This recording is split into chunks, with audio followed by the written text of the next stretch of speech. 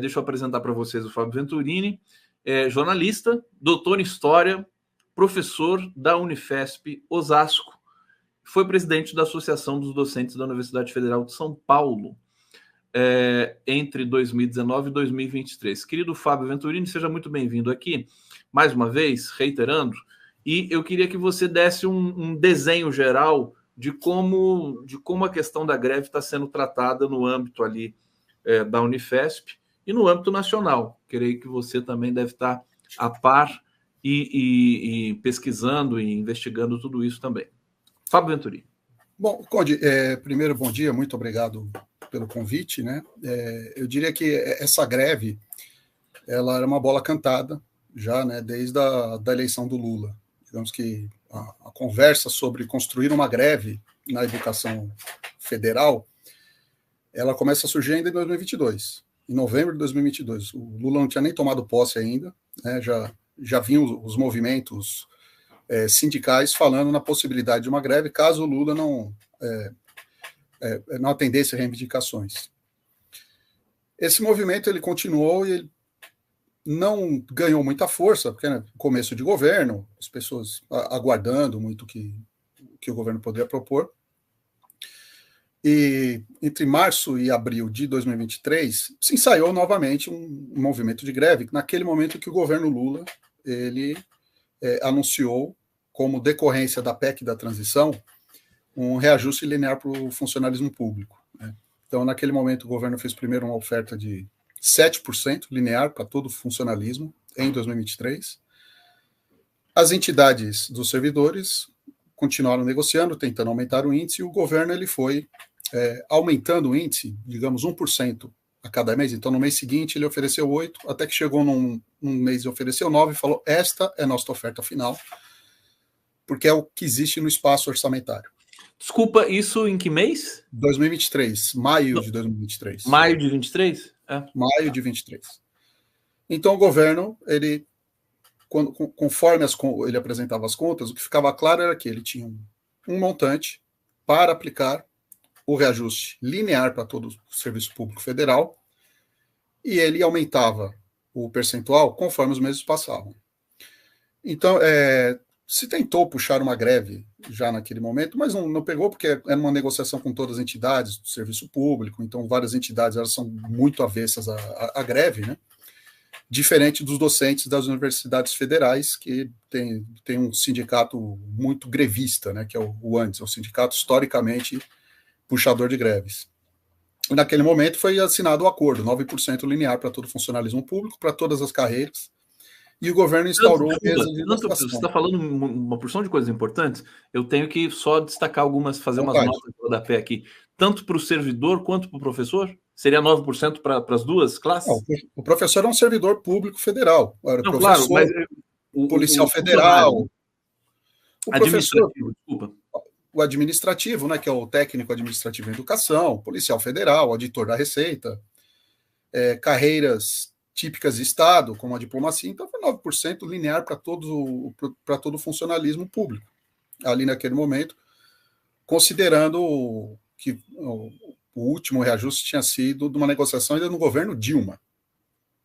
O último reajuste foi decorrência de uma campanha salarial realizada no segundo mandato da Dilma. E não é reajuste, é reposição, né? Porque naquele momento, eram 9% como uma reposição emergencial. A inflação de 2023, isso foi aplicado em junho, a inflação de 2023 foi 4,6%. Então, em 2023 foi 4,4% acima da inflação, mas não era uma questão de fazer uma negociação salarial, era uma reposição emergencial, porque a situação do servidor público estava e continua muito difícil. Continua muito difícil a situação do servidor público. A partir daquele momento, cada sindicato seguiu o seu caminho, né? E aconteceu um movimento de mesas. Com o tempo, o Ministério da Gestão foi fazendo mesas separadas por categoria. Porque quando você pega todas as categorias, elas têm objetivos distintos e, principalmente, as categorias têm potencial diferente de conseguir reajuste. Mas o que ficou claro naquele momento era que qualquer tipo de reajuste a qualquer categoria precisaria da anuência do Congresso Nacional. E é aí que começa, digamos assim, a saga da greve docente. Eu não vou falar dos técnicos, porque como não é meu sindicato, não é minha categoria, eu posso cometer incorreções e aplicar bastante, ser injusto, né, com análises. Mas naquele momento já começou, a grande dúvida era fazer ou não greve. A linha de fazer uma greve significaria pressionar o governo ou buscar alternativas para fazer a negociação e pressão sobre o Congresso Nacional. Porque como o Congresso sequestrou o orçamento, não adiantaria, né, e essa é a minha avaliação, não adiantaria naquele momento fazer pressão sobre o governo se o governo tem 130 votos no Congresso Nacional. Então, foi sendo construído naquele momento, precisamos pressionar o governo para o governo dobrar o Congresso Nacional. E essa linha foi construída durante todo o ano de 2023 e na categoria docente ela venceu no Congresso do Andes, Sindicato Nacional, que ocorreu em fevereiro desse ano. No Andes foram discutidas 3 teses no Congresso. Uma de fazer greve já, inclusive com falas para derrubar, né, para tirar o governo neoliberal do neoliberal Lula. Uma para fazer uma greve imediata das universidades, outra para construir uma greve geral da educação. E a partir dali, as sessões do Andes começaram a discutir esse tipo de movimento. Ocorre que isso nunca foi consenso na base. Nunca foi consenso. Se você analisar, naquele momento a gente tentava fazer um levantamento, a gente que eu digo militância sindical, né? Inclusive eu gostaria de deixar uma coisa clara, quando eu saí da presidência do sindicato em 2023, eu fui convidado pela reitora da Unifesp para trabalhar na reitoria. Então, hoje eu não sou dirigente sindical, eu saí da diretoria do sindicato para assumir um cargo na reitoria de pró-reitor de planejamento, adjunto de planejamento. Então, antes de aceitar o convite, eu consultei a reitora e deixei claro, bom, vou lá falar como sindicalista e não falar em nome da universidade, porque senão as pessoas podem confundir, achar que é a reitora que está passando esse panorama, né? Você está falando como sindicalista. Como sindicalista, como uma pessoa que presidiu o sindicato durante quase todo o governo Bolsonaro. Né? Tá. Não deve ter sido fácil, né, Venturini? Foi difícil, mas eu diria que não que ninguém quer voltar para aquilo. Mas foi um momento em que a universidade se unificou, ela se uniu. O governo atacando, mas atacando de verdade. Né? Era um ataque de verdade. Tivemos a pandemia, a universidade se unificou muito ali, né? O que eu ia comentar é que essa greve, aí vem um problema, que nós passamos 6 anos unificando a universidade contra cortes, ataques, as universidades ficaram em situação de terra arrasada. Essa greve, o processo de aprovação dela nas sessões sindicais, ele fragmentou toda essa base. Ele fragmentou bastante. Se a gente tentava fazer algum tipo de acompanhamento, as votações, tanto favoráveis quanto contrárias à greve, eram muito divididas. Com exceção de alguns locais muito específicos, era uma margem muito pequena. As comunidades não estavam em condições, naquele momento, de assumir uma posição tanto favorável quanto contrária à greve. Porque foi um processo muito rápido. A discussão ela ficou significativamente prejudicada pela pressa, pela necessidade de passar logo essa greve, e ela foi aprovada na maioria das universidades e numa quantidade significativa ela implicou não uma ampla mobilização para a apresentação de uma pauta de reajuste, mas professores, docentes, estudantes, ou contrários, ou que não estavam entendendo, foram para casa. E aí as universidades ficaram, aquelas que pararam, porque nem todas pararam, aquelas universidades que pararam, alguns poucos mais aguerridos, mais militantes, mais engajados, envolvidos com o movimento, fazendo uma série de atividades, e aí as universidades esvaziadas. E não é um movimento, digamos assim, homogêneo. Né? Tem universidade que demorou para deflagrar greve por receio do movimento contaminar, por exemplo, eleições para a reitoria. Então, universidades que estavam com processo de eleição para reitor seguraram a greve. Muitas universidades só conseguiram ajustar o calendário acadêmico por conta da pandemia esse ano. Então, tem universidades, a gente tem caso pelo menos 2 universidades que deflagraram a greve no período de recesso acadêmico. Se deflagra a greve, mas as pessoas estão em recesso, para não prejudicar o calendário acadêmico. E, enquanto isso, o debate interno, ele acabou gerando uma divisão e uma hostilidade muito grande entre os grupos que estavam ali disputando a melhor tese. Pressionar, né, porque, assim, na minha leitura, as teses colocadas eram ou tentar espaço orçamentário junto ao Congresso, ou pressionar o governo para que o governo, em nosso nome, dobre o Congresso Nacional. Deixa eu fazer aqui uma pergunta para você. Tem provocações aqui também que estão chegando no bate-papo, provocações aqui, que é um pouco a tônica do nosso programa, e perguntar o seguinte, né? O que está na mesa de negociação nesse momento? Nós tivemos a notícia de que o governo fechou um acordo com o Proifes, e o Andes questionou, inclusive na Justiça, e a Justiça anulou esse acordo. Eu queria que você dissesse para mim se realmente isso que está ali ainda no horizonte. E nós temos uma notícia aqui, quase que de última hora, que o presidente Lula vai se reunir com reitores para encerrar a greve de professores federais, né? Vai ser na próxima quinta-feira. Deixa eu ver aqui. Greve completa 50 dias nessa terça-feira. Bom, vamos aguardar. O governo acho que está querendo realmente dar... E os dois lados, né? Os dois lados querem, acho que, superar, virar essa página logo, mais com a devida justiça feita ali na reposição salarial dos servidores. Então, 2 questões. A questão dessa anulação do acordo e de essa reunião que está chegando aí, que vai ser com o presidente e os reitores. Como é que você vê essa? Bom, a anulação do acordo, ela vem de uma disputa por base sindical que é de 20 anos. Né? Quando o Lula chegou no governo, primeiro mandato, o Andes era dirigido majoritariamente por petistas, de várias correntes, inclusive as mais radicais.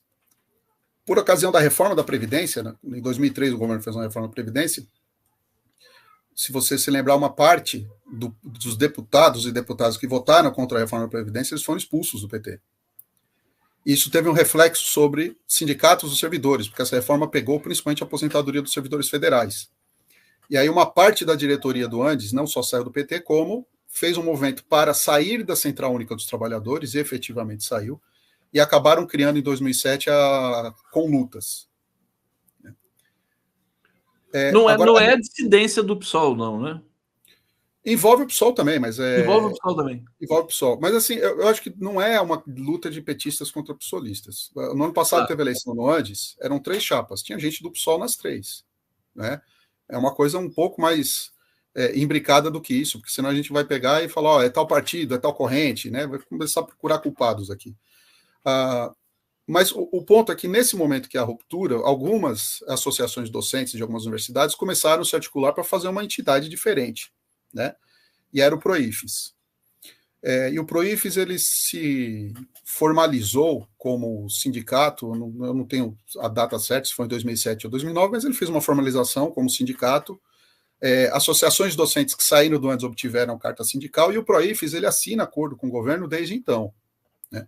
Eu vi um levantamento com os colegas do Nordeste. O último acordo que o Andes assinou com o governo foi em 2011, um acordo assinado junto com o Proifes. Todos os últimos acordos de reajuste salarial dos docentes das universidades federais foram assinados pelo Proifes. O Andes não assinou. E o Sinasef assinou pelos servidores dos institutos federais. Então, digamos que se criou digamos assim, um storytelling de um filme repetido. O Andes entra na greve, coloca, como colocou dessa vez, uma agenda justa, que é de reajuste, pedindo as reposições, e eu quero deixar claro, eu queria todas essas reposições, eu precisava delas. Está muito difícil a situação dos docentes das universidades federais. Eu tenho um colega que tentou fazer Uber e não pôde para não violar a dedicação exclusiva. Olha só que situação. Então, está muito feia a situação dos professores das universidades federais, não está fácil. Então, assim, era um filme, né, que o Andes apresenta uma proposta, não abre mão, radicaliza para esticar a greve de 90, 100, 120 dias. O Proifes assina, e aí depois o Andes coloca o discurso de que o Proifes é pelego, ele é linha auxiliar do governo, e aí isso tem uma instrumentalidade importante nas eleições sindicais. Então nós começamos a ter uma forma de construção de sindical em que a greve ela ajuda, antes do reajuste, a manter a direção do sindicato.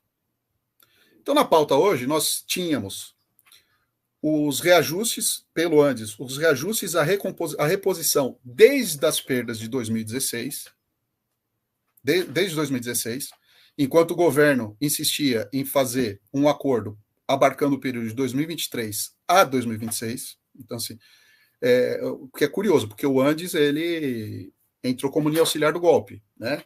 E aí, quando vem governo Temer e Bolsonaro, depois ele quer todas as reposições do golpe, contra o qual ele não lutou. Ele, inclusive, foi linha auxiliar. Você está dizendo que o Andes foi linha auxiliar do golpe? É isso? Tinha diretor do Andes, em abril de 2016, fazendo discurso contra a Dilma na semana da votação do impeachment. Tanto que tinha um acampamento ali dos Patos da Paulista que pegaram adesivo da Conlutas, que o diretor do Andes discursando, e colaram na Fiesp, na semana da votação do impeachment. E o Andes se recusou a se colocar contra o golpe, porque dizia que entre Dilma e Temer era mudança de velocidade, não de direção. O Andes se recusou? Andes, Sindicato Nacional. Sindicato Nacional. Andes, Sindicato Nacional. Então, quando o Andes entra na negociação, ele entra exigindo do governo a reposição das perdas desse período, que ele é cúmplice. Ele é cúmplice desse período. Então, ele entrou pedindo reposição desse período. O governo insistiu. Veja, eu quero as reposições que o Andes propôs. Eu, individualmente, quero as reposições que o Andes propôs. Uhum. Porque nós tivemos efetivamente essa perda. Mas aí coloca uma proposta de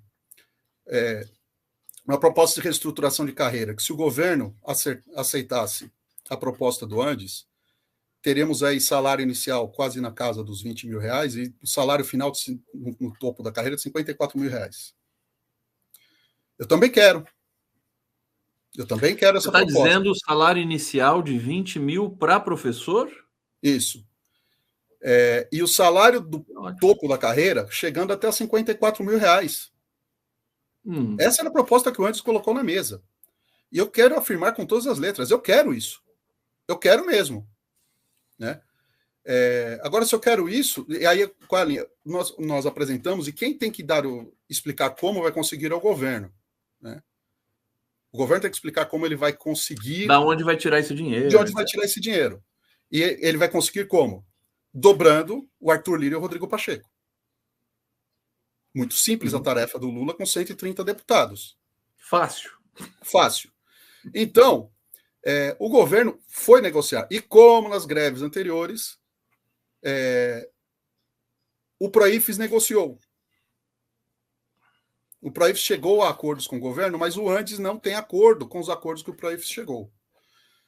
Os índices que o Proifes conseguiu não são interessantes. Não são interessantes. Só para a gente lembrar, qual que foram esses índices? 0 em 2024, o Proifes tinha pedido 3,5% para 2024, o governo colocou que não dá reajuste em 2024 por não ter a disponibilidade orçamentária. 9% em 2025 e 3,2%, 3,5% em 2026. Então dá 12 e pouco por cento nesses anos. O Andes considera que ele desconsidera os 9% do ano passado, porque ele quer o pacote de 2016 e 2026. O acordo do governo com o Proifes coloca os 9% de 2023 no conjunto dos 4 anos. E faz mudanças nas progressões da carreira. Cada vez que você faz uma progressão, são 13 estágios na carreira, você sobe 4%, 3,5%. O acordo seria para 4,5% em 2025 e 5% em 2026, dependendo do estágio da carreira. O que acontece é que tem um aumento muito grande na base das carreiras para professores sem doutorado, e isso é um número ínfimo. São muito poucos professores. E um reajuste um pouco maior para titulares, para quem está no fim da carreira. Os reajustes do meio vão da casa de 13% a 16%. Então, eles são menores, são mais baixos. Juntando aos 9%, vai ficar aos 9% do ano passado, ficaria para o quadriênio 22%, 21%. Acima da inflação, pouco acima da inflação do acumulado com o projetado, mas muito menos do que outras categorias. Né? E aí a pauta do Andes, ela começa a colocar, veja, porque aí você põe uma coisa justa, normalmente inexequível para não ser atendido e fazer a disputa sindical. Fazer a disputa por base sindical. E aí começa a juntar com temas transversais. Então começa a colocar, olha, mas tal categoria teve 77%. Quando a gente vai analisar as categorias, são categorias que têm, vamos dizer assim, bastante adesão e apoio no Congresso Nacional. Claro. Policiais, né? Por exemplo, aí começa-se, né, a distribuir na base como se o governo tivesse escolhido abandonar a educação, trair os professores, trair os tais, para atender a demandas de categorias bolsonaristas, entre aspas. Mas se a gente não abandonar a disputa, a leitura das relações de poder, que parece que é um pecado, fala das correlações de forças, das relações de poder, me parece que deputado federal tem uma tendência muito maior a tentar agradar pessoas que podem investigá-lo e prendê-lo, do que pessoas que não podem influenciar em nada na sua eleição. Venturini, deixa eu. Tá muito interessante aqui suas informações, pessoal. Aqui a gente está tratando isso com muita seriedade. Eu quero trazer aqui comentários do público, rapidamente, só para a gente dar aqui um tempero nesse bloco final. O Daniel Costa Silva está dizendo aqui: uma lição para a esquerda brasileira é a importância da renovação. Enquanto Morena, que é o partido que venceu as eleições no México, né? E os partidos da coalizão representam um lufar de ar no México. Aqui temos um PT, um partido cada vez mais velho. Aqui uma provocação, o Venturini pode até comentar isso na sequência. Você é filiado ao PT, não? Sim, sou filiado ao PT. Você é filiado ao PT também. Sim. Laura Meister, na época do Bozo, ninguém tinha culhão para fazer essa greve, né? Tá aqui a provocação que eu te falei. Você pode comentar rapidamente também na sequência para a gente. Rocilei Ponzilacqua. Nós temos ministro da Educação? Da pergunta, quem é? Se tiver mesmo, o cara não dá uma notinha sequer sobre o que acontece no Paraná. Afronta, aliás, o que está acontecendo no Paraná é gravíssimo, né? O Ratinho Júnior, governador do Paraná, tentando ali, aliás, já quase que conseguindo, né? Privatizar cerca de 200 escolas, né? E os professores estão ali protestando contra isso, evidentemente, no Paraná. Saulo Cruz Conde, a Dilma triplicou o salário dos professores federais e mesmo assim sofreu um golpe. Olha, a gente está aqui, temos 5 minutos, querido Venturini. Se você puder pincelar os comentários aqui, se você precisar, eu coloco na tela de novo. Mas eu queria que você deixasse um recado para a comunidade e desse para a gente uma posição sobre em que pé está, né, a negociação, o fim da greve ou o prosseguimento da greve, na sua visão, na sua ótica, de acordo com o grupo que você representa. Bom, primeiro, voltar à questão dos reitores. Eu não acho que os reitores têm capacidade de acabar com a greve, porque eles não organizam a greve. A greve é na universidade, não da universidade. Os reitores não vão acabar com essa greve. Sobre não ter feito greve no governo Bolsonaro. No governo Bolsonaro, teve a pandemia e as universidades, elas se juntaram para não acabar. Elas estavam sendo atacadas, então elas fecharam ali para manter funcionando e não acabar, e principalmente não perder estudantes. O problema desta greve é que as condições que fragilizaram as universidades não acabaram, né? Então, nós estamos, por exemplo, tendo aí o fenômeno de uma evasão importante por conta da pandemia, da greve. A questão da Dilma ter triplicado o salário foram ganhos reais consistentes todos os anos, mas eu acho que esse número não está adequado. E com relação ao Camilo Santana, eu diria o seguinte: eu acho que todos nós temos o direito e o dever de ter as nossas discordâncias. Mas nós temos hoje na esquerda brasileira um movimento claramente de desqualificar pessoas do governo. O Camilo Santana é uma delas. No Ceará tem uma greve unificada das federais e das estaduais e tudo lá é responsabilidade do Camilo Santana. E como ele é do estado do Ceará, eu tenho o direito de desconfiar que isso não é uma preocupação com os direitos dos docentes. A responsabilidade por privatização das escolas no Paraná não é do Camilo Santana. É do governador Ratinho Júnior. Então, o Andes colocou na sua pauta a revogação do ensino médio, que não é legalmente possível. Você tem que passar pelo Congresso. Quando o novo ensino médio foi revisto e o projeto de lei foi encaminhado pelo Camilo Santana para o Congresso, está nas mãos do Mendonça Filho, o tema desapareceu. Então, agora não se pressiona o Mendonça Filho. A pressão é sobre o Camilo Santana. O Camilo Santana está negociando um novo PNE no Congresso Nacional. Tem 2 projetos de lei no Congresso, um para prorrogar o PNE por mais 4 anos e o outro para esticar 10 anos, para impedir que o Lula aprove um PNE. A oposição está claramente dedicada a esterilizar a capacidade do governo Lula fazer políticas, incluindo o orçamento. Então, eu acho que a questão da greve nas universidades hoje é o que elas estão fazendo. Não vou discutir a intencionalidade, porque eu acho que são pessoas muito sérias e muito bem intencionadas, mas a análise de conjuntura equivocada leva a conclusões equivocadas. Né? Lutar errado é luta. Então a gente não pode colocar a luta como um objetivo. A luta tem que ser o caminho para algum lugar. Quando a gente pega hoje esta greve, ela está comparando Fernando Haddad com Javier Milei, Lula como traidor, Camilo Santana como inimigo da educação, Esther Dweck como uma pessoa leniente, e o Feijó, 40 anos de sindicalismo, como se fosse um parvo, né? Assim, nem respeito pelos cabelos brancos de um companheiro sindicalista as pessoas estão tendo. Está difícil a situação. Então, me parece que nesse momento a gente tem uma greve que tende a enfraquecer, porque as pessoas não aguentam mais. As comunidades universitárias estão fragmentadas. Aquela unidade que foi construída durante a pandemia contra o Bolsonaro para manter a universidade unida, ela desapareceu, porque as pessoas estão totalmente rompidas nesse processo, e nós viveremos nos próximos meses uma situação muito difícil. Então, assim, a minha leitura é que essa greve tende a acabar, vai ser uma agonia muito grande esse fim da greve, e nós temos um desafio profundo de recuperar a universidade para que elas ajudem o governo a reconstruir o Brasil. Bolsonaro acabou com vários instrumentos de formulação de política pública nesse país. As universidades sobraram e esta greve está interditando as universidades.